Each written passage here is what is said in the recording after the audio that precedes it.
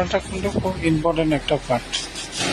জল শোধনের আরও ক্ষেত্রে দু একটা যেমন থাকে, যেমন অ্যাসিডের পরিমাণটা, যেমন আগে অ্যাসিড দিতে হবে, তারপরে এবি মিশ্রণ দিতে হবে, সলভেন্ট এবি মিশ্রণ।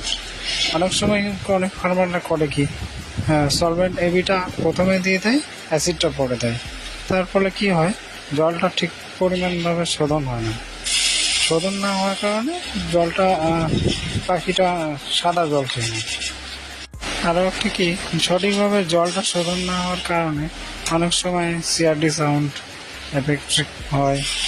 ইকোলি যদি একটু থাকে, ইকোলি থেকে সিআরডি সাউন্ড তার পরিমাণটা বেড়ে যায়। পাখি একদম ভালো রাখতে গেলে জল শোধন 100% করতেই হবে। সো ভিডিওটা বেশি বড় করলাম না। ভিডিওটা ভালো লাগলে অবশ্যই লাইক শেয়ার দেবেন।